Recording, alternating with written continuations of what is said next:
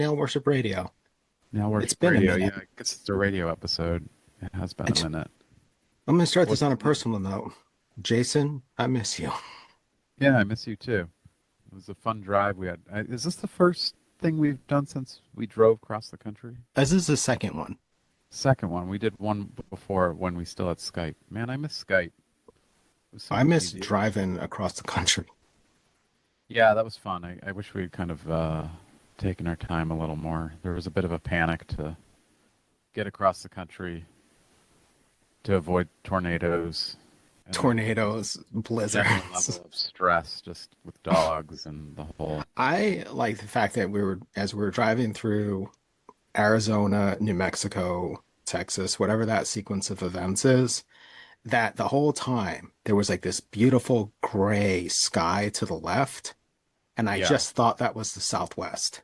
I did not realize that we were running parallel with a s- ginormous storm. storm system. Yeah, I think the Southwest is usually pretty sunny, and I mean, I have a lot of feelings about the whole thing because I'm very homesick for the West Coast weather-wise, and not totally though because there's a lot of things about California weather in my opinion. Like no rain. I'm just still adjusting to being in Providence, uh, but I'm doing my best to try to alleviate some of that, checking out some music, stuff like that. So And you're now a drug-free youth. that's true too. I'm making some life changes. There's no more THC in my world, which is good. It's a good So thing. I had never heard this thing before about how, like, when you use pot regularly for a long time, you stop dreaming. And then as Oh you yeah, detox from it, your dreams come back and they're crazy. Uh, yeah. can you please tell me the Daniel Higgs dream again?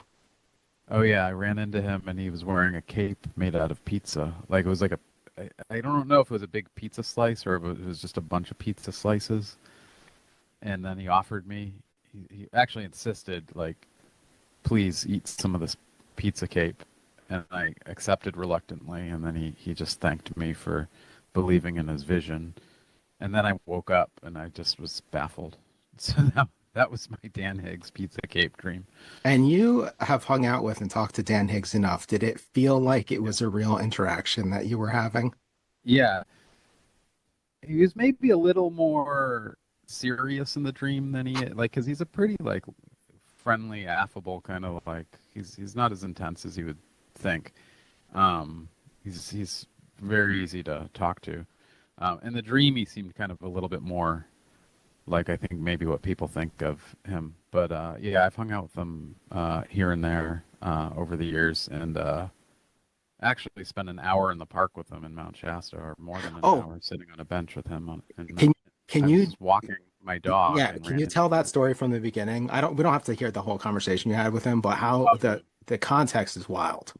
Well, I was walking. I was wearing like a tank top and like Rasta shorts and like Birkenstocks, walking my dog on our daily walk through the park. Now, this is gonna make me miss the when things were good in Mount Shasta, but it was like a summer day, and yeah, no, I just the park was walking distance from my where I lived at the time, and so I was just on my daily walk. And as I walked into the park, I could hear this banjo, and it was like I instantly recognized it as him. So I heard him before I even saw him, and then he was sitting on the bench that I like to sit on, like near where the headwaters is. It's the headwaters of the Sacramento River. Everybody gets their water there.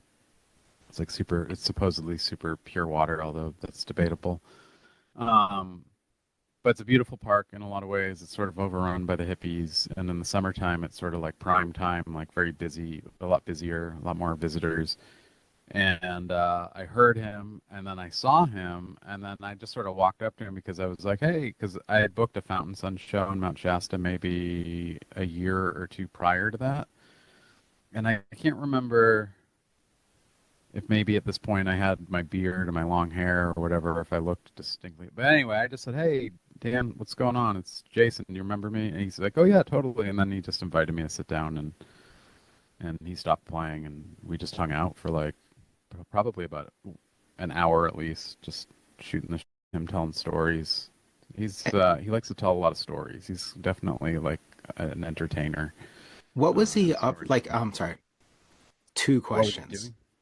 The first question, did you think that sounds like Dan Higgs, or did you go, that's definitely Dan Higgs? I thought both at the same time, but then I That's just saw him instantly. I was just like, I instantly recognized his style of banjo playing and and just knew it was him. And then, but it didn't really surprise me that much because his kid was, he lived, with him and his wife sort of lived in a van in Mount Shasta for a while. Yeah, living in the woods there for a bit. And, but he's like, he published a poetry book in Mount Shasta. He spent a fair amount of time there over the years and is like fairly familiar with the culture there, the sort of new age culture of the place. And I wouldn't quite call him, as what the locals would say, a Shastafarian, because he's not. I mean, he's a pretty far out dude, but he's also like kind of, he's not as far out as you would think. He's not a flake, you know. But I think he's sort of entertained by it and takes pieces of it and leaves the rest. But and I couldn't really tell you what our hour long sort of hang. I just remember him. It was mostly him just talking, just telling stories. I mean, he told me about when he went to go see Bubba Free John and or Adi Da. It's like a cult leader. He went to a seminar at some point back in the '90s or something, and that was like the orgy cult. And that's all I kind of gross. remember. Yeah. Um, he didn't attend an orgy though. It was just I think he went to like a seminar or something. But he's Um, definitely kind of a spiritual kind of tourist type guy in some ways. I think he takes it in and then yeah, puts it back out. I was I definitely got that sense from that Longfish podcast. What is it called? The Unanimous Hour. Because that Yeah. guy, he picks up on a lot of the biblical quotes, but he also picks up on a lot of the stuff that is coming from other places that's still spiritual, scriptural, cultural. Yeah. I got another question about that, the meeting in the park. Okay. Was he playing the banjo on a bench in the same way the rest of us would be around on our phones while waiting? Like what would like Kind of. because Yeah, he I like it think was happy to stop, right? yeah, he didn't mind at all. I felt kind of embarrassed because I was dressed so like I was just like literally wearing a tank top and like short shorts and like Birks. So on some level, I didn't feel prepared to really be presentable to anybody, like if I was meeting any friend or anything. I like that you had Um, Rasta colored shorts on. I still have those shorts. They're Maui and Sons. Yeah, they're like they're totally Rasta. Was he like playing the banjo? It's like, I need to go practice. Let me go find a bench. Or was he just like, I gotta pass the time and I need something to do? I think he just it's a compulsory like I think he just plays all the time. I think it's like his it's like I think he's always got a sketchbook or a notebook in his pocket and plays as much as possible. I think he's very much like joined with the instrument at this point. And you can tell when you see him perform. Um, um, I think it was just sort of interesting because it was my daily walk, and I just happened to run into him. And the only reason he was there actually is just stopping through to fill up his jugs to get some water because he was on his way to San Francisco for an art opening. And, I got one other Higgs question for you because you have like my favorite quote by him. He told you to get a Bible. oh, and to stand on it and look around. He told you to get the biggest Bible possible so you could literally see everything by Yeah, standing on it. stand it on its end and then stand on top of it and have a good look around or something like that. But then he also said like it doesn't even matter if there's words inside the Bible. He just kind of went on like a Higgs thing. He's like scrawling crayon like the Holy Bible on every page, and you know, it's just Ah, kind of damn. abstract. Nice. Well, we've covered. This makes me happy. We got Lungfish out of the way, and Yeah, we'll see if Nirvana and Hoover come up. yeah. I just wonder if I'll ever run into him again now that he's living in Japan. I don't know how often he's going to be in the United States. I know. This is my proposal for the Trump administration. So, with all the cuts they've done to the NEA, I think that they should procure a kind of black card for Daniel Higgs that lets him get on an airplane, come to the United States whenever he feels like it. They should just fund his life. I think he should be the poet laureate of the United States Yeah. indefinitely. I wonder if Trump could appreciate his work. enough to maybe you never know. Um, You never know, man. The clip of Theo Von describing doing cocaine to Donald Trump is one of the most amazing things I've ever seen. oh, I Donald bet. Trump is like just laughing at like Theo Von describing uh, the feeling of doing cocaine. Because he's like a teetotaler, right? Like he doesn't even drink, Yeah, right? yeah. Straight edge. Never done cocaine in my life, thank God. Um, Well, how about this?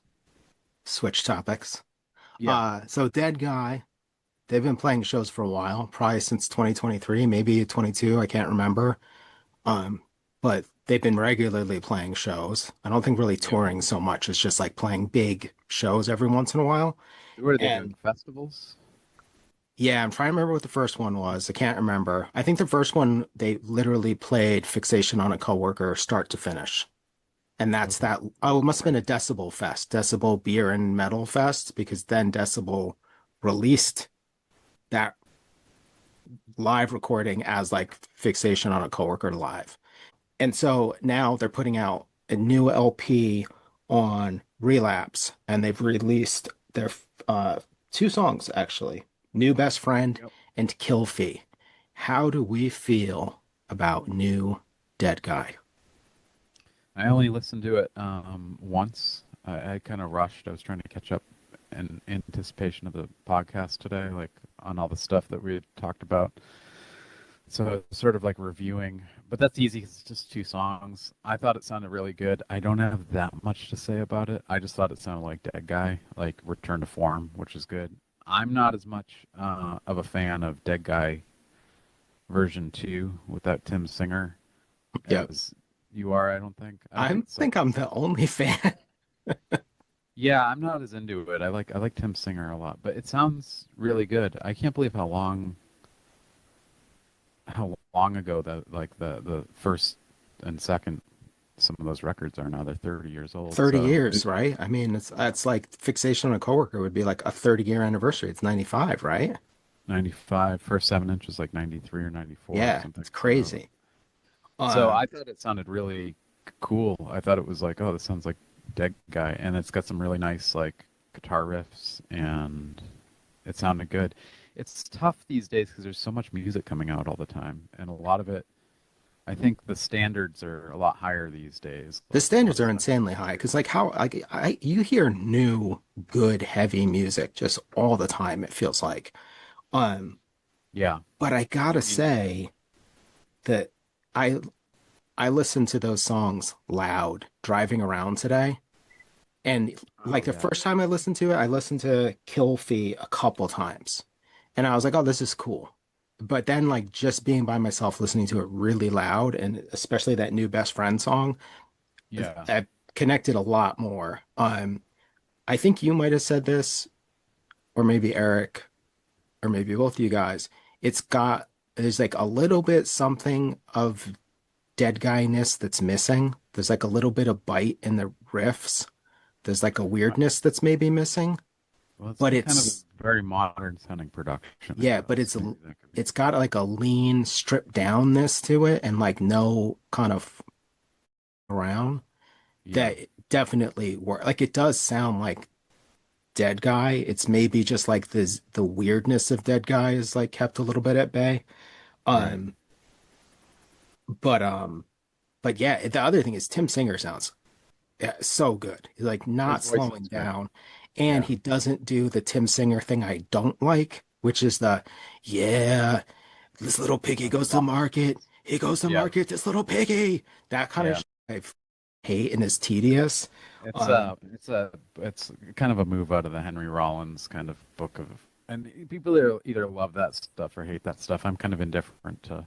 It's specifically it reminds me of like Rollins band. yeah, Um, yeah. Sometimes made those songs way too long. yeah, But this he's reminds got me actually more of the 7 inches, this new Dead Guy stuff, because yeah. truthfully, I like the 7 inches more than the LP. Me too. um because they feel less fussy, like they don't Yeah, f around. And I think like with this new stuff so far, uh they're not f around. The other thing is I love that new best friend is like an anti-drug anthem that makes me super happy yeah. No, me because like too. I was like obviously a straight edge kid up until I was, I don't know, 21 or something. I've never Yeah. really been like a heavy drinker. I was a heavy pot smoker before I was straight edge. But I've Okay. never really been like a heavy drinker. And as I age, I hate drugs more and more across the Me too. board, I'm straight unequivocally. edge. I do Yeah. not give a about all this microdosing Oh, me either. nonsense. Yeah, it's And the bullshit. like, hey, but have you Something. tried mushrooms thing? I hate all of that. Uh, Well, as someone who's tried to heal themselves psychologically through drugs, like, and I totally bought into the microdosing and psilocybin, and I went down those paths, and I have to say, like, I don't mean to be preachy for a moment, but like, none of it really helps. It makes things worse. If you've got mental health issues, the last thing you should be doing is drugs. And I'm with you. I mean, the further away from weed I get, I'm starting to despise that as well. I mean, I think it'll always be a weakness for me to at times feel tempted to smoke, but again, the further away from it I get, the more I'm starting to get some clarity and realize like, oh, that sent me down a real bad wrong path. And also making a lot of poor decisions in the last 10 years that I've been. I mean, I kind of lost my 30s and early 40s to marijuana, and it's then that is getting too personal maybe, but it damages relationships, I think, quite a bit to be that withdrawn. I'll just put it more in the less personal, more universal side of it, but it is relevant to the song. um, it is refreshing to hear stuff like that being addressed, because I think, you know what, a lot of like music. This also relates to Hammer Party too. I was actually surprised at how topical and sort of political some of that stuff mhm. was. Specifically, they've got like a song called Flat Earth and like another one, Russian Collusion, which I guess maybe we won't get into. But but I was like, oh, bands actually talking about stuff is interesting to me still, which I'm surprised because that seems more rooted in maybe what my interests would have been. I was all about like the music when we were younger, like 30 years ago, but being straight edge and a hardcore kid and all this stuff, I think a lot of us were very message oriented. And I think as we've gotten older, extreme or heavy music seems to be more about the aesthetics of it than it does about the content of it. And then especially when you take in like maybe like into consideration like metal oriented bands where the content is maybe more fictitious gore type Yeah, yeah. related like metal stuff, which I kind of is a big eye roll to me at this point. Even though I still like some of those bands. What I like is like for that stuff, real quick, is like bands like Carcass, which take it to like such an extreme degree that it's actually like dark Cartoony. comedy. Yeah, it's cartoony. It's supposed to be funny, They have like a I forget which record it is, but Carcass has a song about popping zits, basically. But they're using like medical terms and stuff, and it's hilarious, and it's great. It's good music too. But that's a sidebar. But Well, yeah, Dead Guy, I think hit the nail on the head with this record. I wish the design was better though. And not that it's bad. I'm not wild about. Well, yeah, it just it's feels very early. I mean, I don't know. This sucks when you're like at the age where like you've run through cycles of everything, so then you see things and you're like, oh yeah, that looks like X. yeah, Which kind of it also sucks. That's like one of the reasons I think as you get into particularly maybe your 40s, it's harder to get into new music because you've been through probably two cycles of nearly everything. And so now you get yeah, to the third cycle and you're like, why the f do you want to sound like Cap'n Jazz? This sucks. What right. Cap'n Jazz kind of sucked the first time. At least It it was kind of did. novel. The Yeah, third time, what the f is happening? I find that like, Spotify will like pitch something and it's like 320-year-olds doing something that you've already heard twice now, and you're just like, yeah, this is disappointing. Then it's like, it's almost better to hear something like this, where it's like grown adults doing the thing they did when they were 20, yeah. because it's like, I don't know, it's not coherent or whatever, but I don't know. There's something about it that's like, I'd rather hear these guys do Dead Guy than three Dead Guy 19-year-olds meets Dead do Guy. Dead Guy meets Cap'n Jazz or some similar Yeah. abortion of musical ideas, or Yeah. Deadguy with ska, because like people non-ironically with ska now, Really? or God. new metal or whatever. I don't even like, I don't like It's anything new metal with ska ska. related. It's corn with ska. What do you think? Good idea, right? Yeah. And a drum No. machine. No, it's not. It's a bad idea. Uh, Mm. there was one other thing I want to say about the Dead Guy stuff that is fascinating. I don't know if you've read this, like if you've seen like what um Relapse has to say about this record, which is they say that Dave Rosenberg taught himself to play guitar. Yep. He wrote most of these riffs. Wow. He's the Shit. driving creative force on the new Dead Guy record. Basically, it says like through sheer willpower, he made this record happen.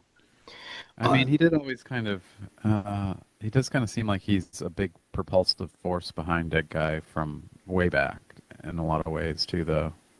Like, um, I know he's the drummer in the band, but just from watching the documentary, it seemed like it was as much of a brainchild of his as it was like anyone else in the band. I think of him as sort of a main player in that band for Yeah, sure. definitely. And I think there's an aspect to like the stripped downness of it. This is like a this seems like a thing that happens with records written distributed, like with the members distributed across geographic locations, and that's how it gets written. It feels like that intrinsically leads to less weirdness. Like if you think about like the new Jesus Lizard or like most of the Tomahawk records, how they're not as good as like OG Jesus Lizard, because OG Jesus Lizard is four people in a room banging off each other, and new Yeah. Jesus Lizard is Dwayne Dennison in a room by himself composing. And Right. you get like there's a clarity that comes with that, but there's a little bit of like upness and weirdness that you lose. And I kind of feel like with this Dead Guy, some of the weirdness that defined Dead Guy, that's gone in part because they weren't truly in a room butting They heads. are they still all kind of separated geographically? I mean, Dave Rosenberg in that documentary, he lived in San Francisco. Keith, I believe, lives in like upstate New York or maybe rural Massachusetts. And then maybe everybody else is like New Jersey, Pennsylvania stuff. I can't fully remember. Unless Dave moved, he's in San Francisco. And it did sound like he was emailing. And they're also grown adults and this isn't their job. So I understand that like it's not Yeah, like it's Converge distinct. where they all kind of live near each other or close together and they go through a heavy duty like let's get in a room and write I thing. think Converge Yeah, is a like they have their own studio that they can both write and record. Like there's a bunch of stuff, but yeah. but they also can just sit in a room and be like, hey, what if that was longer? What if that was shorter Right. or whatever? In a way that like a lot of the bands I like right now aren't doing. They're like Yeah. composing and trading files, and there's a clarity to it and a sense of purpose, but there is like a sense of the unexpected kind of Yeah. disappears. But in general, stoked on this new Dead Guy record. Now, Yeah, I like it a lot. I'm gonna give it another listen and probably revisit the old stuff as well. I should listen to Fixation on a Coworker again as well. But I'm with you. I prefer the 7 inches. my one other Dead Guy thought is I legitimately do want both versions of Dead Guy to reform. I wish that there was like two bands, Dead Guy and then the That Dead guy. Guy Quintet. Or was that what they were called? Screaming with the Dead Yeah. Guy Quintet. I wish Yeah. that that second group also played shows. That'd Just be fun. love, Yeah. I love that one record so much. I also wish Kiss It Goodbye was back together, especially if like and Keith are like on speaking terms. Because like when Kiss It Goodbye played their reunion show, Keith didn't play. Oh, he didn't. Oh. It was like that dude from Undertow and Oh, 'cause they were Seattle based. what's that what's that band called? There's like some great band that's around right now whose name totally escapes me that he's in. But yeah, it was like those guys plus like a hired rhythm section. Like it wasn't the dudes from Rorschach. But Right. man, if all three of those bands did stuff, I'd be so pumped. I Yeah. can't think of This many things where I'd want to see two iterations of a band function at the same time. kind of what Black Flag did because there were like two versions of, for a minute. There was the Greg Ginn. I mean, I think Greg Oh Ginn's yeah, and still, then all the guys that hate Greg Ginn version. yeah, and they were just called Flag, Yeah. and it was like Keith Morris fronting it, and I didn't care about either to be honest. I would rather one where everyone was on good terms. Yeah, I don't You think know, anyone. not like the talking, not like David Byrne and what was like the Talking Heads ill-fated reunion. They were just gonna be called the Heads. Oh, I didn't even know about that. David Byrne sued them out of doing it. Interesting. He's Yeah, just a I think some prick. things need to be, left alone, and maybe Talking Heads is one of them. But yeah, I mean, these days everybody's getting back together, so it's I mean, I kind of was tempted. Spotify prompted me to let me know that there's a Portraits of Past show coming up in August in Cambridge, and I was actually sort of. I mean, tickets are probably a little more than I want to pay for them, but I'm kind of curious. I saw footage of recent Portraits of Past show where people are doing like kung fu kicks. Like there was like a full blown pit, The like a world's vine. very weird right now. Very weird. Yeah. I get this theory that like even though we're like coming out of like the cancel culture period, that um you end up with this stuff like where it's like the id of the world is revealed. So like hardcore or anything gets unbelievably PC. Like that you can lose your entire life over like the most baseless accusation that can be refuted with one text message. But Right. meanwhile, you go to a hardcore show and it's the most hostile, insane, violent experience possible. It is up there with like early 80s, late 70s skinhead Oh, stuff.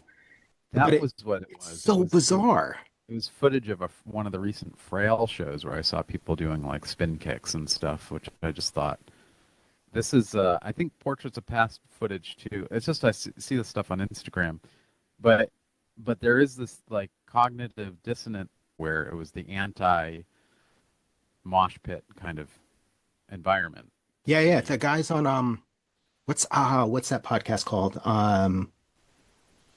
The The one that iodine. like Patrick Kinlan from Self Defense Family does, the hardcore podcast. I can't remember what Oh, it's called, but they refer to it as the 90s sitting down hardcore scene. They like that's what it consider it was. a different hardcore scene. And it's weird because like a band like Frail or Portraits of Past, there was like this development from like DC that spread out to where people were like, oh, we don't have to like get kicks in the face and have stage diving. And then everyone Right. started sitting down, but as we've like explained, that got like super lame too. It And did. then it just went back to what it was at some point. In any case, I wish I still Axe had to that. Grind is the podcast I was thinking of. Oh, okay. Um, How about uh, this? You've been yeah, leaving the house to see bands. yeah. I've I'm been very working. proud of you. Thanks. I still haven't gotten a job, but I'm trying to make a little bit of an effort to see some music. I guess a little bit of a scene report. Saw Hammer Party last night, which is Dan St. Jake's, his new band from Landed, and it was fantastic. If And I've people checked out. don't know about Landed, because they were pretty obscure even at the time. Sure. They were around, I don't remember, they were actually around Um, for a long time. Now they think about it, off and on. They had like a from massive membership list that at points included like Neil Burke was in. Neil Burke was in it. People from Six Finger Satellite were in it. Yeah, Rick Um, Pelletier. they were very like freeform and improvised. Yep. Um, I had their 10-inch on Vermiform, but I bought it on like clearance for $1 from Newbury Comics. So that tells you something. Even Yeah. locally, they didn't sell that record at full price. And Right. Load Records, right? Weren't they on Load? I think they Or were on was it load. Contraband? Brian from Corleone label Oh I yeah. co-founded, he put out later landed stuff circa 2007. He put out a couple records. Right. Um, they definitely fit into that like Six Finger Satellite thing, and they were super important to musicians in Providence. They were very influential. I mean, Black Dice talked about that they would see Landed and then wonder if they should redo everything they're doing. And Right. Lightning Bolt have said the same thing that they'd see Landed and be like, should we just be improvising the whole time? Well, Uh, then they named a song St. Jake's too. There's a yep, lightning bolt song after Dan. yeah. So they were But like they were pretty important, but I don't know if I yeah, ever saw them uh to be honest, because there's maybe they also were that more popping off after I left. sort of well-known story that's repeated in the Sam McPheeters book about Dan lighting himself on Oh, fire at the Met. never mind. I've seen Landed because I saw that show. You saw that show, which was wasn't it landed, dropped dead? It was like kind of a mixed bill with like Yeah, drop dead Landed, Drop Dead, and Men's Recovery Project. and Men's Recovery Project, and I think also Force Field might have opened because, or at least that's how Sam McPheeters tells the story in the book. I have But no recollection of that, but I would think I would remember Force Field because they probably would have been wearing like head to toe sweaters. well, he said their set involved them outside of the club with a motorcycle with a thing piped into the like they had the exhaust Oh, going into the window of the club to try to like poison everybody in the. It why was don't like I remember that? That maybe it seems was a like it would be different story. memorable. That was a weird show, though. It was With definitely like a a weird microphone vibe. on the motorcycle or something. That's crazy. That's pretty But awesome. uh, yeah, Hammer Anyway, Party. I'm done. I definitely highly recommend checking them out. They're great, and they're definitely on point with some of the stuff you and I have been talking about and listening to, like and related to like bands like Glazed Baby, which we can get into in a moment. But there's a few observations because I've just sort of been absorbing the Hammer Party stuff over the last few days in anticipation of the show. And then since the show, I've listened to it a few times. Is that they kind of got this noise rock thing going on, but like Dan's vocals are really interesting because I couldn't pinpoint it for the longest time. It's like, who does he sound like? Because he kind of sounds like Wolfman Jack or something at certain points. But what he sounds like is Captain Beefheart, which I don't know if you're familiar with, but like has this sort of like raspy blues kind of like vocal delivery that sounds sort of like spooky at the same time. Go on. Yeah, that's kind of an obscure kind of reference, I suppose.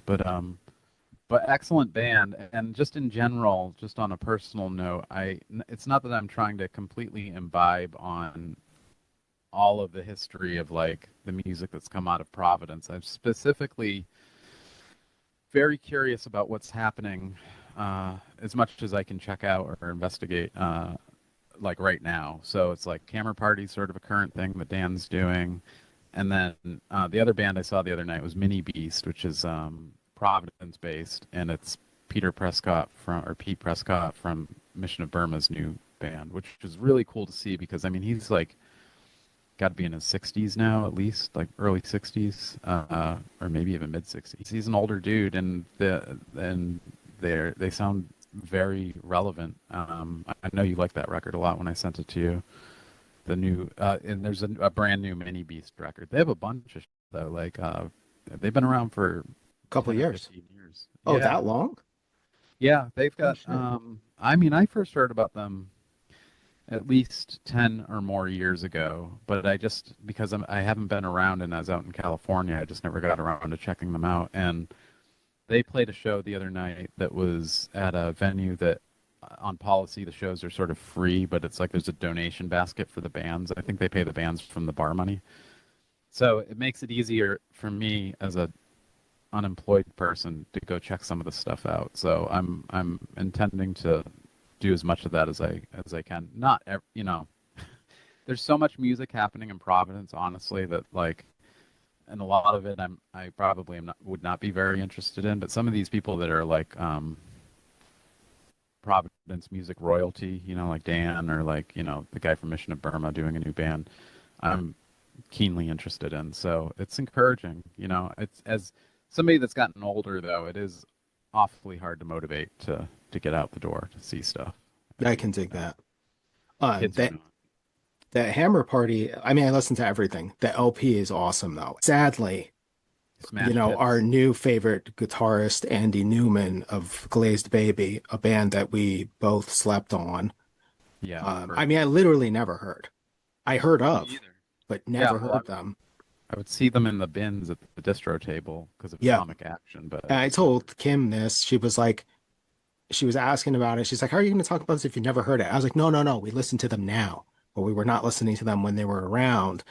And I was like, we didn't realize that Brian Simmons, his Atomic Action label, the stuff we were listening to on the label, that was the wrong stuff.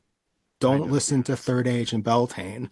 Listen What to Margin Crash. was Uh, Bell yeah, I jamming? mean, I mean, But I Brian, love jamming. Brian was like such a local, is such a local music supporter. But the Yeah, stuff that held up is like the Glazed Baby, Margin Crash, Shiv, all the yeah. like Massachusetts, Connecticut noise rock bands. Well, Margin Crash was like basically everybody from Glazed Baby. Oh, Um, okay. and those were all the records I ignored. And who knows, I would not have had sense enough to recognize how awesome Glazed Baby were in Back then, 1990, I whatever. probably wouldn't have either. I probably, I mean, not that I didn't have an ear for that stuff, but I wasn't really listening to. I was very exclusive to like hardcore. Me too. Kind of makes me, yeah, I think we both were. It kind of makes me cringe a little now to think of, because I've just we've changed so much. But Well, especially this is like kind of a loop back, but we were talking about um uh Snapcase and how like yeah, their big contribution were those high-end needly guitar parts. yeah, And like years and years and years and years later, because I was very late to um Jesus Lizard, but they whatever the first Jesus Lizard song that caught me, it's like I don't know why I never I got into think them it's back Here then Comes either. Dudley, Yeah, but maybe it's Mouth Breather, but it's one of the ones with the super irritating high-end guitar, yeah, big I know what thick you. bass line, and like almost like a rap break beat or like Yeah, a Led Zeppelin beat. yeah, And I was just like, holy, this is like perfect music. This is yeah, exactly what I want to hear. So then when I hear something like Glazed Baby or that first like Six Finger Satellite record, but I digress, and they're doing the guitar stuff that's like to me like, oh, that's what I want.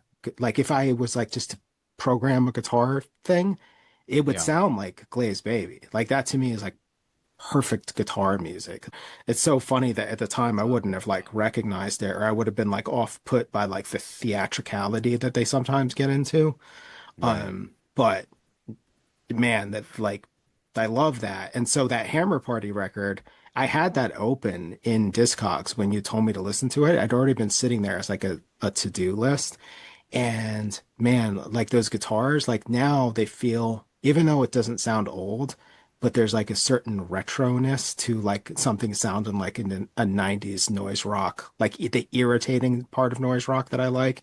That Right. that was like kind of awesome, because so much of the music that I listen to that's made by like people my age or older is like DC stuff that is like harkening back to late 80s Discord stuff. And I don't have a soft spot for that. It's good. I just don't particularly care. So like the Hammered Halls or Exit Angles, like all those bands of like Gen Xers, they're all doing kind of a late 80s Discord thing. And it's cool. Yeah. It's all right. Yeah. But it's kind of I'm nice not to the same. hear. I don't have a soft spot for that stuff It's kind of nice to usually. hear the guys that were doing like 1990, 91, 92, 93 noise rock Yeah. doing that stuff. Maybe it's because I didn't know that stuff at the time. It doesn't feel old to me. You know what I You mean? know, I think if I had been, to mention Nirvana, because they had a split 7-inch with the Jesus Lizard, a really great looking one too. I think it has like some nice artwork. Um, but at that point, I don't think I cared about Nirvana. I think I had abandoned that stuff for hardcore, and I, I, I I didn't really get much exposure to Jesus Lizard until years later either. Just never checked it out, which is unfortunate because they're great. But I'm not a huge Jesus Lizard fan. I just sort of like the classics I anyway. don't But like Jesus Lizard albums, to be honest. I like Jesus Lizard playlists, if that makes right, sense. As opposed to yeah, say like Unsane, who like is another was a super late discovery for me. Once you get to Committed, the 1998 record. From yeah, there on out, I just love Unsane LPs, start to finish, unequivocally. But yeah, like Jesus Lizard, I do not like listening to Jesus Lizard LPs. I like listening to those specific types of Jesus Lizards. I like the stereotypical Jesus Lizard song. yeah. Mid-tempo, thick Like here bass comes line, Dudley. irritating empty guitars. That's my Yeah, that stuff's good. Glazed Baby definitely checks a lot of those boxes too. I Mhm. think I listen to Karmic Debt. I like that one the best. I think I'm Atomic Communist they're is pretty both good too. That one and Atomic Communist are my favorite. I think that last one, Ancient Chinese Secret, you can tell half the band left, and Yeah. it's cool, but it's not whatever it is that makes those first two records like holy how did I not know about this? Yeah. I didn't.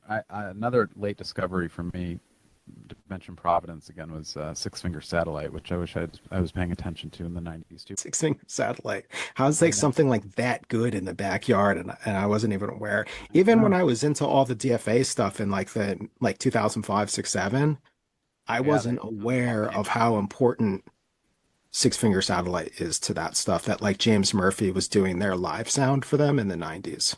And yeah, and John McClane was in Six Finger Satellite, and he was Yep. the Juan McClane. Yeah. Like I knew that, and even that should have made me go back and kind of Well, so peek it. well, maybe we can talk about this for a minute, but like, what is it?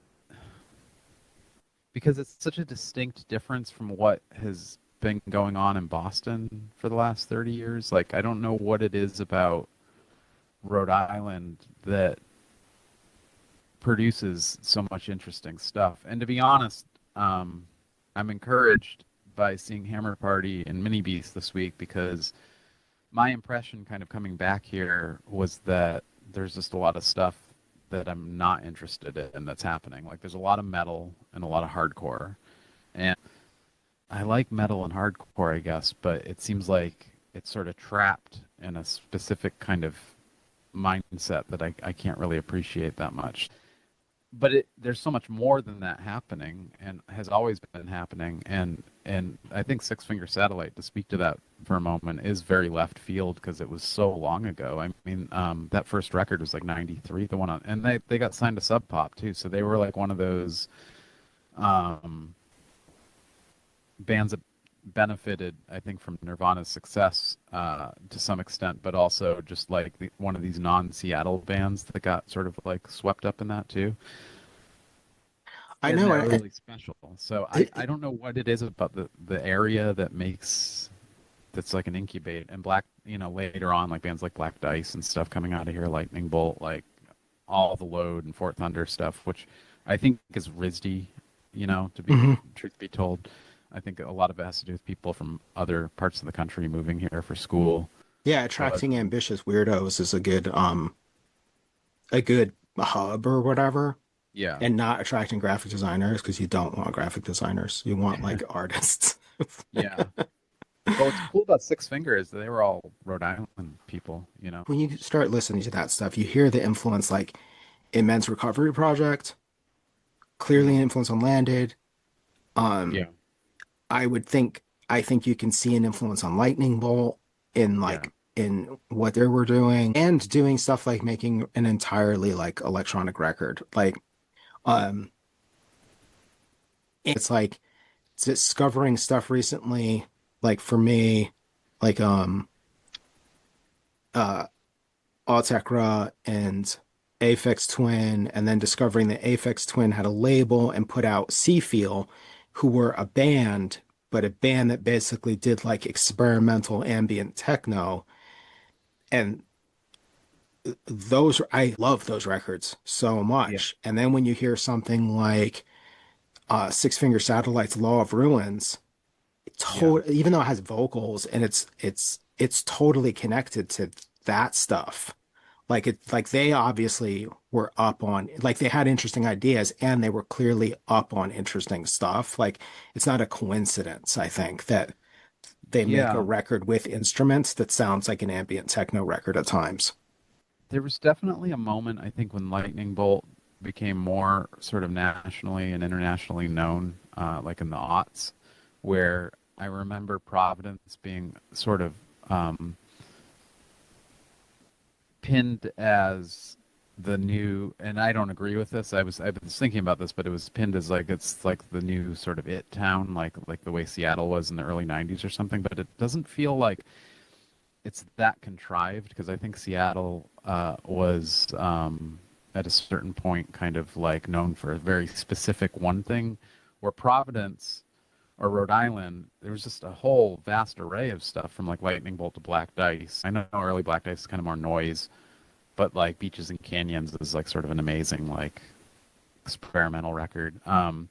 It seems to me more like uh, this is going deep into the 80s before our time, but it seems like a more accurate comparison would be like it's like the Athens, Georgia, where there was like a full diverse range of stuff from like REM to the B-52s to Pylon, who are really great as well, and Mhm. just Flat Duo Jet. Like there's more variety here, and I still don't quite understand it. I feel like an outsider here, even though I'm from New England. I've never, Rhode Island's like still new to me. Well, you know what's interesting? And it's almost also reminds me of like I thought maybe you were going to say like early 80s Lower East Side Or before you that. said Athens because you think of Yeah.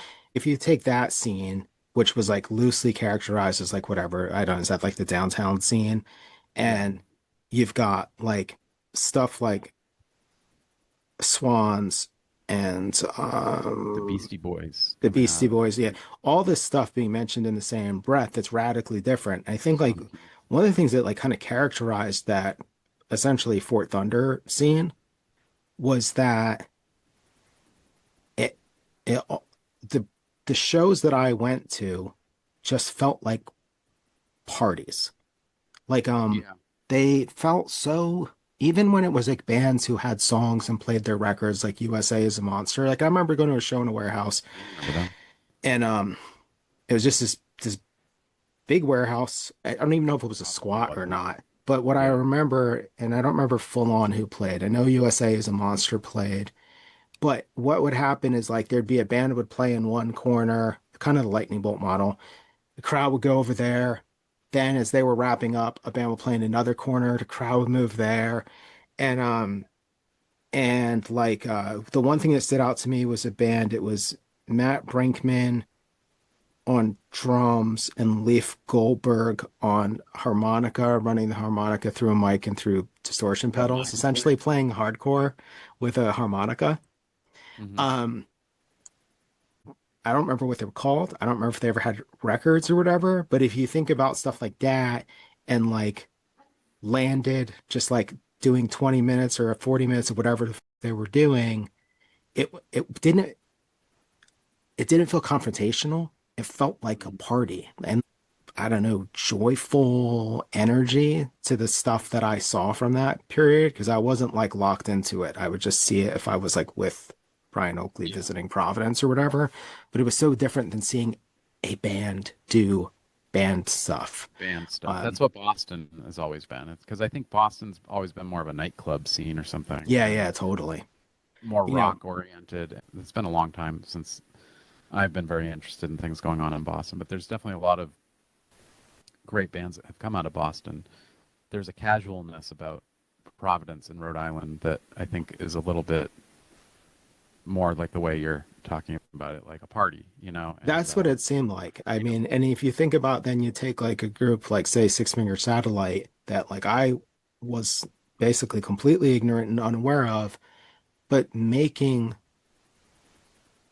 almost dance music, dance Yeah, influence music. I don't know how they categorize it, but kind of again, like post-punk. Law of Ruins has basically vibes like ambient techno at times, 8-minute tracks, where the drum beat never changes or whatever. Yeah, And I think that's like the more krautrock influenced record of their catalog too. yeah, There's a yeah, lot I could see that on that. too. And I think there's a spirit to that Yeah, that's so different than I don't know, the hardcore scene, certainly. yeah, yeah. Six Finger Satellite are fascinating, honestly. We'll have to do like a deep one on them. I found an interview with them from like '91. They're all like 18 and 19 years old, and it's like when they're. I think in the interview they said they've been a band for about 6 to 8 months, something like that. So they were like brand new. It's slightly corny, like the sort of the questions are a little awkward and stuff, but it's kind of a good insight as to like maybe like the seed that band grew out of. And I mean, the other thing too about Six Finger Satellite is they became sort of a synth related, Yep. not based. But in the beginning, they were kind of more like which Pigeon is the most popular bird Mhm. record is kind of like very Jesus Lizardy. I don't think it has any synths on it. Um, I don't think so either. I think it's more of like a sort of avant-garde, irritating noise rock record, but in a good way. yeah, I love the artwork on that too. The way it kind of references like old 50s B movie type Yep. aliens. The other thing too, is that stuff happening at that moment and Glazed Baby starting at roughly the same time in New Bedford. That Yeah, like synergy between them like seems very obvious to people at the time who were like up on that stuff. Maybe it was obvious, yeah. um, but you're like, okay, this is like from New, and it's hard for me to imagine Glazed Baby from New Bedford. But because I everyone know. I knew from New Bedford were like these straight edge hardcore kids, Me or they too. were like into pop punk. It's difficult for me to fathom this weirdo noise rock coming from New Bedford because it's like I don't know of any other examples, except there's always the weird thing about how the Pixies were from Fairhaven or North Dartmouth, which also doesn't make a ton of sense to me. I always thought I could be wrong about this. I think the Pixies might have been people that had moved to the area for college or something That's like that. probably what it is. I mean, I That's very wonder if it's possible. possible that that's the case with Glazed Baby as well. Like they were going to UMass Dartmouth. I'm not sure. They seem much more local. Like they might possibly be local people. I think more people would be interested in hearing that stuff if they were aware of it. I think a lot of these bands are getting lost to time Hmm. because they're just, um, not being talked about. I mean, again, with all the reissues coming out and all the reunions and stuff, it's unfortunate that some of this stuff, because that stuff does hold up so well. Like I think it sounds so contemporary. No, it's crazy how good it is. I mean, Yeah. that's like you just man, I mean, it's just wild. Um, Yeah, I agree. Yeah. All that being said, I'm finding it difficult to sort of navigate. I think it's just because I'm an older person now, but like any interconnective tissue of scene, like I don't really know what the scene is here, so that's kind of why I'm trying to like just go see music. But I think a lot of it is people older, our age, still and older, like doing bands and people going out and casually going to see them. It's not as like I don't know that there's much of a warehouse, although there's still some warehouse spaces here. Like there was a Drop Dead show like a week ago at a place called Dirt Palace that I tried to go to, but I could not find the venue, and I'm kind of glad I didn't go because, to be honest, oh, I as know the much Dirt as Palace. yeah, it's been around for a It's long in an time. I old think library. in Olneyville somewhere. I think, or Yeah, that's where it the is now. traffic situation around there is insane. That's why I couldn't find it. I was like, how am I even going to pull over to find this place? Like, Hey, speaking of Rhode Island, can I say my favorite thing about Hammer Party is yeah, um Dan's Rhode Island accent. he's got a thick Rhode Like when he Island says I Hammer party. I fell what was it? I fell down like I had heart disease. Oh yeah, yeah. Which it just I like the all way the he old. sings in that band, his accent comes through in like a kind of charming way because he's like Yeah, got this kind of post-punk like spoken shouted delivery. yeah, That one of the things cool about that record is you can understand every word on it. yeah. True. He's got a great voice too, unique, and I can appreciate. Again, I have a little bit more appreciation of some of these guys that are like truly local to here, like doing this weird like art rock stuff, and yeah, they were great. Let me ask you a question. Yeah. Before you saw Mini Beast, had you heard them? That day, I think I like Okay. dialed it up on Spotify real quick, and because I kind of like found out about the show last minute, and I was like, I've been meaning to check these guys out. Why haven't I checked them out? And lo and behold, they're on Spotify. So I was just like, okay, I can listen to it here. I wish I was of the financial means that I could have picked up a record, or just I'm not in any kind of record buying phase. Hmm. Um, but no, I had not. And And then briefly bring the viewers back up to speed on who's that band is. Pete Prescott from Mission of Burma, I think, is the main sort of dude. Dude. The drummer's really great. I don't know that anyone else in that band's been in anything. I think his name's Keith Seidel. the drummer, but I haven't bothered to actually Yeah, I look didn't know up. if any of the other guys were from anything. And I didn't know that Peter Prescott was in Volcano Suns. Volcano Suns is Yep. Bob Weston, right? Yep. I've never heard Great that band as band. well. Oh, they're great. Oh my God, dude, these guys are at 99 monthly listeners. This is horrifying. Who? Mini Beast? Mini Beast. I know. Dude. Well, I So think that it's not the Spotify crowd. So no. So you sent me the Maze of Now. that's the brand new record as Holy of like fuck, does came out this in record January. rule? I love this record. It's really good. So up my alley too. It's a record I would like to buy actually because I think the artwork's really great and it just probably sounds better on physical copy than streaming.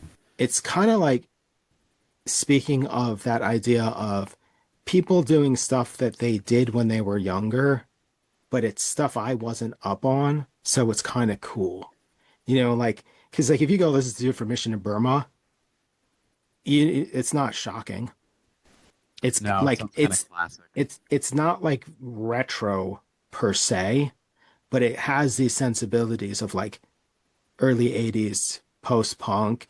Yeah. Um, I do kind of feel that there's a bit of a thing about Mission of Burma where they were a little, to me, they sounded ahead of their time in the sense that it relates to some of the stuff I liked in the 90s I don't mean to say obviously, but or Sonic Youth too, you know? yes, 100%. It definitely unwound having been like picking up stuff from that, like the guitar style, the kind of I don't know what you call it, choppy guitar style that Yeah. Justin had, and uh, there were definitely like post-punk elements, especially I think as Unwound, like mid-period Unwound, feels like that stuff is most settled in there, I think. Yeah. There's Like you like a could listen to the cleanliness. album verses and really hear it's like a proto version of what came later. And just because they were doing such interesting stuff with guitars and plus they had good songs and stuff too, but they had an avant-garde aspect to them Yeah. that kind of predicted a lot of what happened later. But the Mini Beast, that record, I mean, it's got like there's something cool about it being someone from the era of the music that they're referencing, that it's not like 20-year-old English kids listening to Killing Joke records and then making a Right. Killing Joke record. There's something cool about when it's someone like, I helped invent this thing. So Right. I'm like still working through some of the ideas. Um, I know for a fact, like Mission of Burma were at their in their time very much the same way the Minutemen were like big fans of like the English post-punk stuff that was happening mhm. concurrently with them at the time in the early 80s, that they were sort of taking bits and pieces of that and creating their own version of it. And yeah, it is cool to hear like somebody like Prescott like doing something now that he was, I mean, a part of 40 plus years ago, 45 years Yeah, ago, you know. I can't Um, remember what song it is, but one of them is clearly a homage to Joy Division. Like oh yeah, yeah. unequivocally, Yeah, and I do there's hear a lot of something Joy cool about Division. someone who would have been influenced by Joy Division and later on making something that's like expressing love for Joy Division. It's different than hearing Joy Division and then making Joy Division influence stuff. It just you hear it and you're like, this sounds like Joy Division, like it kind of Right. in the best way possible. There was something cool about that. I like that the rhythm section has kind of a dubby kind of, or like fella. I think that fella Cootie got his name dropped in their bio on Spotify and Can as well too. Like, That's one of the things I love about the drums because they're not like dance beats, no, but they're really repetitive. I know There's what you're like talking a about. rolling, looping quality to them, like because Yeah, they're that's very hypnotic. And for me, I think the reason that this is like so spot on right now is that like when we were driving, we listened to Talking Heads' Remain in Light, which is their record that was hyper influenced by Fela Kuti and dub. oh yeah, Um, and then also there's the Brian Eno, David Byrne, My Life in the Bush of Ghosts yeah, record, which is also very obviously influenced by like late 80s hip hop, late 70s hip hop parties, dub, but also like African and music Afro too, beat. right? Yeah, yeah. Yeah. And like when you hear this, you're like, oh, this is like spiritually fits in with it. Also, kind of reminds me a little bit of like that first Sonic Youth EP, Yep. hyper repetitive, tons of just crazy sound stuff. Yeah, Yeah. I mean, it's a long record too. I mean, Yeah. comparatively for 2025, a 46-minute record is pretty long. Yeah. And it's I'm such excited a to check out the back joy to catalog. listen to.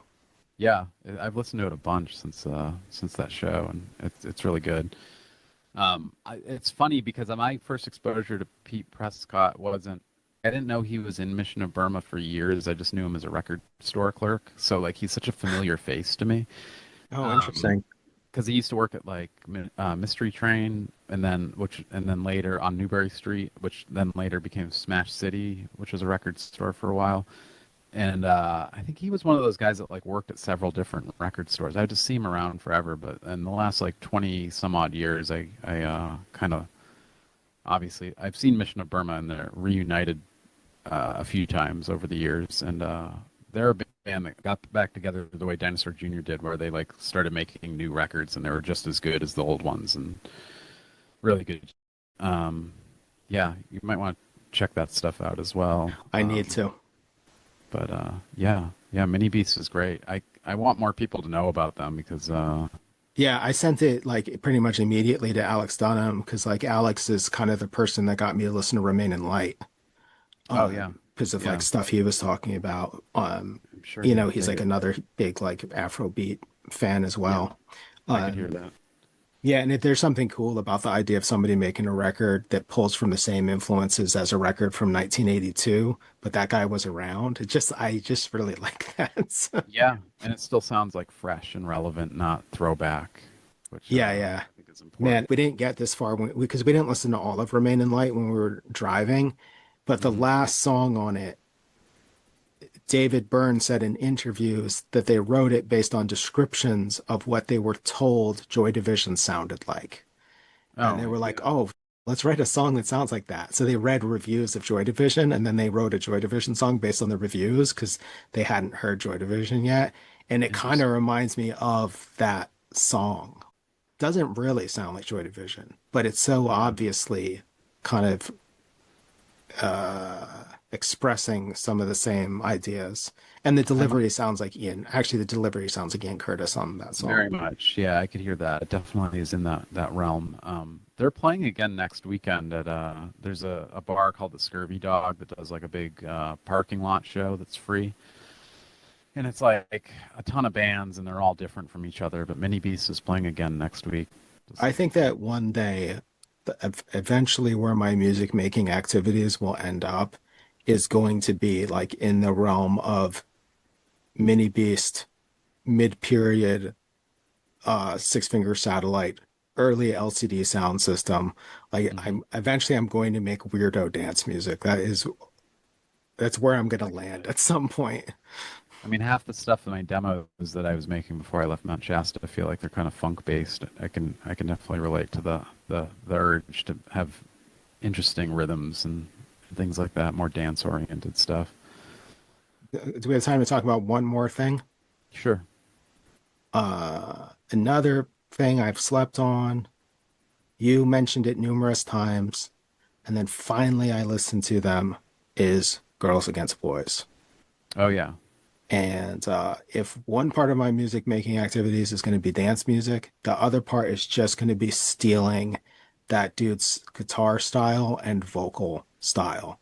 The like lackadaisical vocal fry of like, Yeah. in like Flynn, all right. Yeah. It's kind of a Marky Smith from the fall, kind of. I think is a pretty fair comparison, but it's like a different kind of version of that. Yep. Um, I listened to a little bit of that again this morning in preparation for this as well, and that's such a fantastic. We're talking about Venus Luxure Number One Baby from 1993.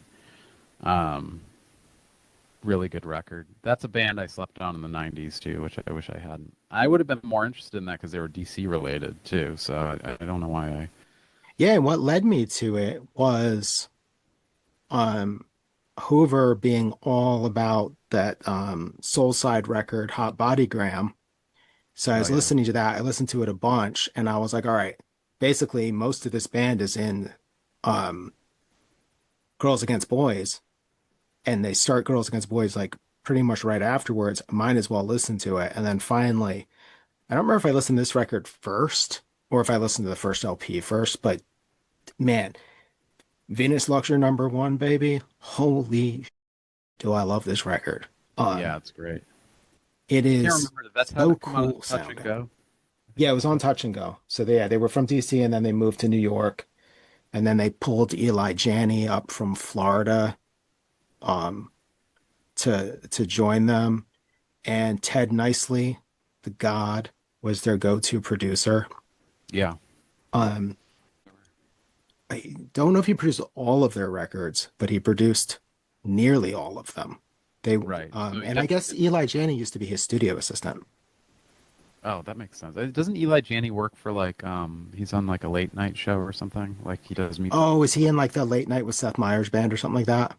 something like that. Yeah. One of those bands is like Interesting. DC-ish people, right? Seth Meyers one is like is um people I've from never like seen. Lasavi Five, Girls Against Boys and stuff like that. Oh, interesting. Wow. I Geez, forgot about that. Wasabi Five were originally a Providence band too, weren't they? Yes, they were. And then they Yep. moved to New York. I remember seeing them at Brown. I'm not sure if you were there, but it was the Makeup, Hydrogen Terrors, and Wasabi Five, and it was in some back room and on like the Brown campus in like I didn't '95. start seeing them until I moved out here. Probably like their second or third record was like when I started going to see them. I Um, never got too deep into them. I actually probably have never even heard a record. I just it's file that under I missed in the early aughts or whatever when it started to pop off. Again, I had that problem of stuff with a sense of humor wasn't super awesome to me. Are they that way, kind of a little tongue in cheek? Yeah, like Seth, I think his name's Seth Gabor, the guitarist. He was from DC, like a foot What's the, like a hardcore Discord guy, and he went to RISD, and he said that he hated the singer when he first met him, like because this the singer what? spent like a week wearing a tail and pretending to be a cat. Oh, was he a RISD Um, kid? yeah, they all met at RISD, and he said that he Oh, hated him, but there was something he hated him so much that he was like attracted to him. And right. that's how they ended up doing a band together. That's Which interesting. I've got such a different perspective on the RISD thing now that I live here too. But uh, and it's a they have great that school. bizarre thing of having a hyper specific portfolio requirements. Oh yeah, Like that's you why I have never to do applied. this drawing and stuff, which Yeah, is the funny bike because drawing. people always ask me when I moved to Minneapolis, why did I never go to RISD? And Wow. part of it was like, well, one, I didn't like RISD graphic design, and then two,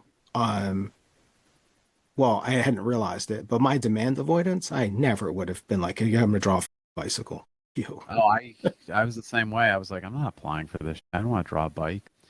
I had already had my sights set on mass art just because I was taking like classes there in high school. I was doing Saturday studios, so I just wanted to go there, and I also knew that like it was affordable. At the time, it was like $5,000 a year to go there, and I got Mhm. like a free ride on my financial aid. But yeah, RISD's a unique thing. But Wasabi Five. Oh, we're talking about Girls Against Boys. The Girls Against Boys record, it's like so interesting, right? Like they have two bass players and keyboards. Um, you can't tell there's two bass players. It just has a super unique sound. It's like Hmm. super fuzzy. Um, Is there keyboards on that record? yeah, because Eli Janney, I believe, is the one who played bass and keyboards. Okay. I think all their records have keyboards on throughout them, but it's the way the band has such a unique sound, and Scott McCloud's guitar playing. I it's almost it sounds lazy, and I don't Yeah. mean that it is lazy, but he it feels like he just always like is just strumming like 1, 2, 3, 4, 5, 6, 7, 8, 1. You know what I mean? Simple. It's Yeah. so simple. There's nothing flashy about it.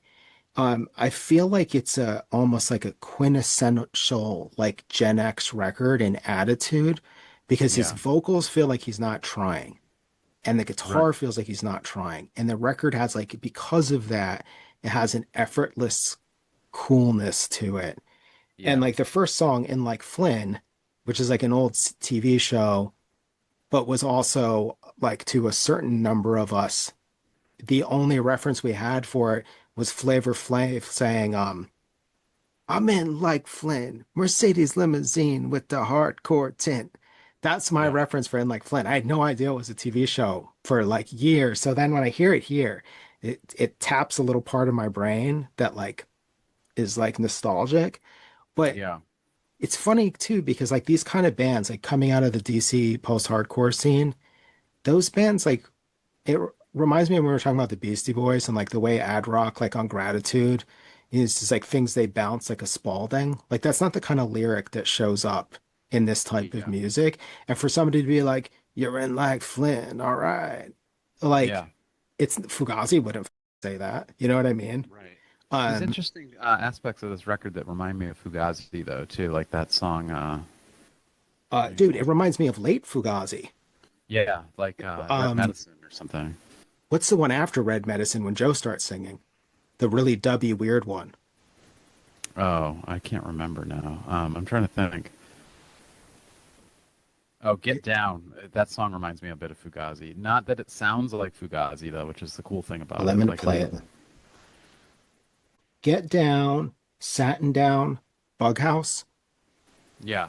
all sound like stuff off of End Hits to me. This, Oh, End Hits. Yeah. um, That's a record I probably haven't spent enough time with, honestly. I Like, think End Hits is the weirdest Fugazi record. It's the most open-ended, the least structured. You get a lot of like weird, expansive soundscape type songs with Joe singing, and Joe's got a very kind of like lazy lilt to what he's doing. yeah. Um, and but man, this whole record is so awesome, and that like it's just interesting to me because like it there's like a in effortlessness to it that just like to me it feels like sort of like Nevermind or something in a different Yeah. way. It feels like such a quintessential kind of Gen X alternative rock record. Yeah. Um, I, I adore this I record. And was, it's like their other records are good too, but this one, my favorite. It's like the whole it's my sound. favorite too. Yeah, it's definitely like I had it in pretty heavy rotation. At a specific time. It was maybe like 5 or 6 years ago before I left LA, and I was listening to that record a lot and recommending it to people left and right. It's excellent. Is it Cruise Yourself is the next one? Yeah, that's a good record too, actually. Like I don't like I still think this one is everything it's doing is like makes it my favorite, but the Yeah, other records sound like a different band to a certain extent. Um, right. but that it feels like they came up with a sound and then wrote songs. There's like such a even when the songs sound different, there's such a coherence to them. Like the one that starts out with like the piano, I think it's like Billy's One Oh, Stop. It's a cool record. Cruise Yourself has Kill the Sex Player on it though, which I really like. Yeah, Which what is and what's that song? Tuck Yourself In?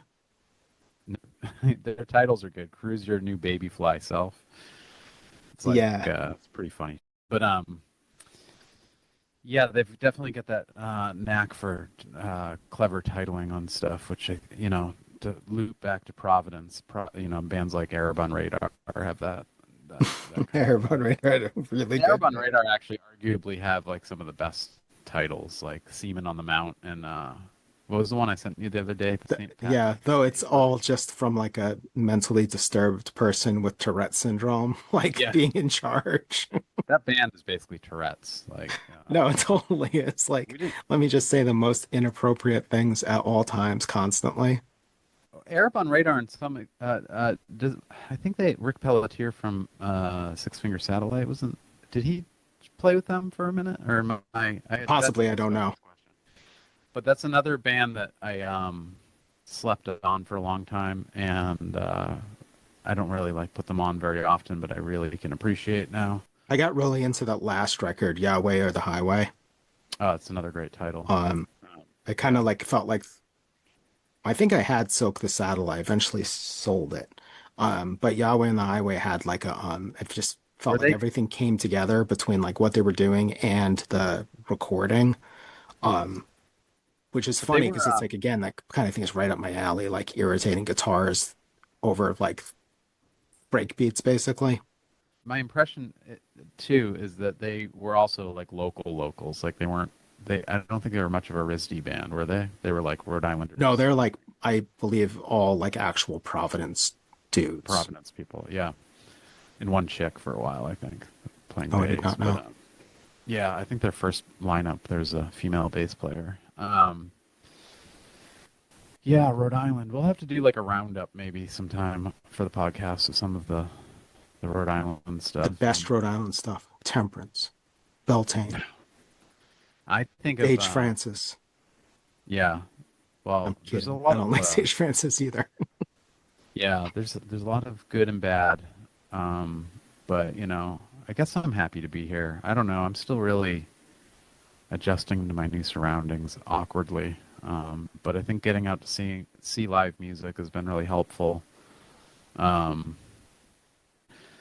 it's just a different breed of skater that like I was never like a part of, but like kind of blew my mind. But Yeah, you said you'd been there back in the pretty day. sure. Think so. The first time I went, they had a 6 foot spine, 12-foot vert, and like a little mini ramp, like a 3 foot mini ramp that I knocked the wind out of myself trying to drop in for the first time on the three That's foot. awesome.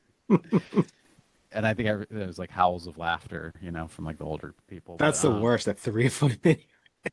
yeah, I know. Like, how did I f- that up? I just didn't lean forward enough and just kind of went back. And I was like 13, but Yeah, yeah, it happens.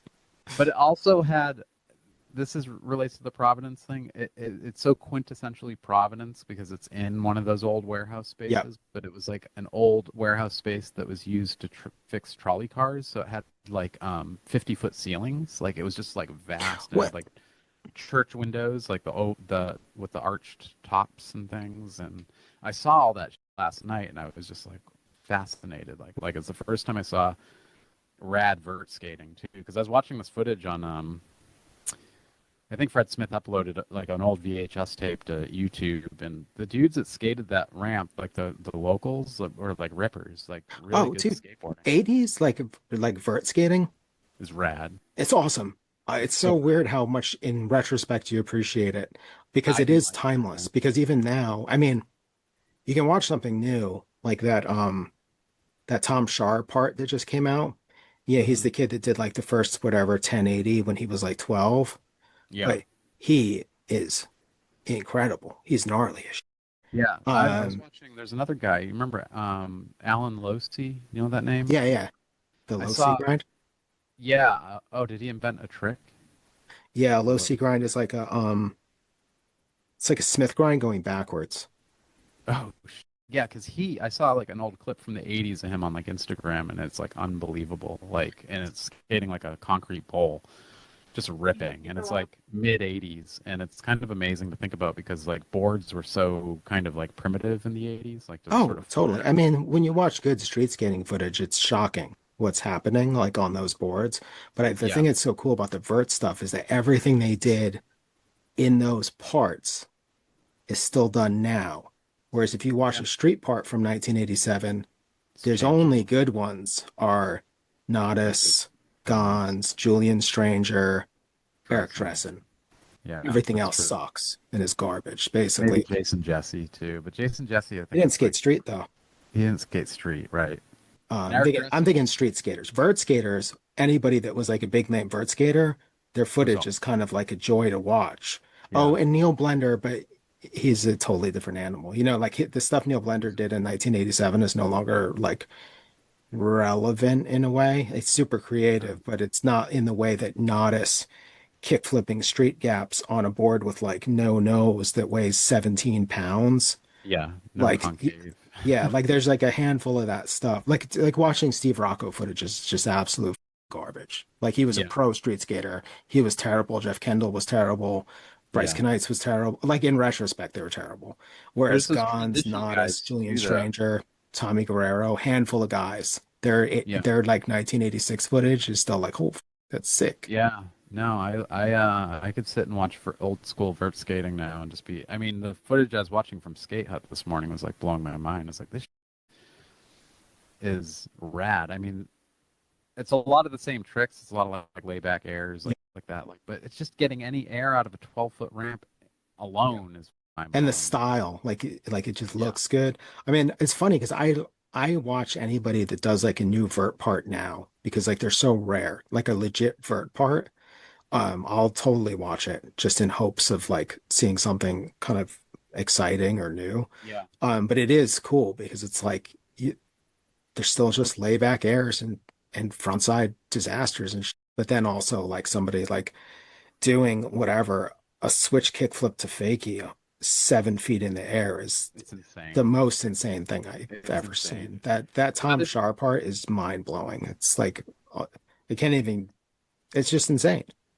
I quickly reviewed there's a Fred Smith interview on Talkin' Schmidt that I watched like a year or so ago because I noticed I left like a comment. I was like, "Oh, Skate Hut," but because he talks about it a little bit. But one thing he talks about in the interview that I think is interesting, and it's relevant to street skating too, but the like East Coast skateboarding just in general is like a different breed all of its own because we didn't really have like local like pros Hmm. that much like in general everything was very like homegrown and what I appreciate about like some of this nostalgia trip I went on with Skate Hut was that we had all these like local guys that weren't sponsored that were just like total rippers and then we had like Fred Smith who somehow I don't know he got hooked up with Alva but he was a really good skater obviously but yeah, like we just didn't have like a lot of the outdoor spots that like California has either. So, or like outdoor skate parks and stuff back then. And I don't know. I'm probably not as much of a skate nerd as like some of my friends and stuff, but I can really appreciate like some of this. That's one thing I do get like a little nostalgic for sometimes. Just like, because skateboarding was so formative for us, like it definitely led us into like hardcore, I think, and music. Oh, totally. First time I saw Verbal Assault Oh, was yeah. just because I was skating with like I was really young, 11, 10, 9 Yeah. maybe. And they were going to see Verbal Assault and somebody was like, "I'll give you money, you can come." And I just remember I like sat they were like someone Kind of put a insane. chair against the wall and said, "Stand here, don't leave," because they thought I'd Yeah. get killed because I was just like a little kid. But yeah, I Was it saw Verbal Assault at whatever the that bait? blue place was, blue something, I can't remember. Oh, yeah. Yeah. Because they had Rock. all ages shows. But yeah, and people giving me tapes and stuff like Yeah. that. Andrew Donahue wearing Metallica t-shirts. I mean, I wasn't able to make it because I was too young to get a ride, but it was the Arise guy, like Matt from Arise, telling me because his band was opening for Gorilla Biscuits at Babyhead. It wasn't Arise, it was his band before Arise. I think they were called Second Wind or Clenched Fist, one of the two names. But Pretty cool guy names, right? yeah, and it was like he gave me a flyer to that, and I think he was the one that first told me about like Youth of Today and like all that stuff. And anyway, yeah, no, that I try to avoid nostalgia, but skateboarding is hard to not completely get cozy with in your mind with some of these things. But Well, it's like ends up being, I mean, one of those like sort of magical things because it is a subculture, but it was connected to other subcultures, like it connected to hardcore and yeah, punk and it connected to like rap to a certain level yep, too, like early rap, you know what I definitely, mean? Like yeah, especially by the all time the you guys guys that I came. knew that skated that were like older than me, like I remember they went and saw like Public Enemy in 1986. Yeah, did you So see that? that That stuff was like in the ether for me. did I send? I think I sent you a flyer where Swizz played with Public Enemy or opened for Oh Public yeah, Enemy. isn't that the craziest thing? Pretty cool. It's So still I was funny that thinking that happened. I that's think so it's because cool. they didn't because the 930 Club didn't know who to book and they were and this is no slight to Swizz, but I think they were like, well, there's a black guy in Swizz. That's kind of what I was thinking too. Because it wasn't Yeah. like Public Enemy knew who Swizz were. Right. But Because what a hell Jason of a Farrell has bill. talked about it. He was like, they didn't know who we were. It was just Right. weird, but it worked out. That's a pretty cool bill. I would have loved to have seen that. Yeah, totally. Yeah, no, it was hard not to get nostalgic about the like the way that skateboarding kind of at that time, the way it blew your mind open in a very like specific Yeah, way, um, yeah, that yeah, isn't definitely. it's it's I don't know what could do that now in that same way because one, skateboarding is so different now. Well, You know I what I think mean? the It's appeal to very it, diverse and it's not as it was more homogenous like circa 1987. it was It connected to things. Yeah, it had a style. Skateboarders dressed in one way, not Yeah, like how it is now where some skateboarders dress like women. some dress like women, some dress like skateboarders, some dress like rappers, some dress like Yeah, basketball players.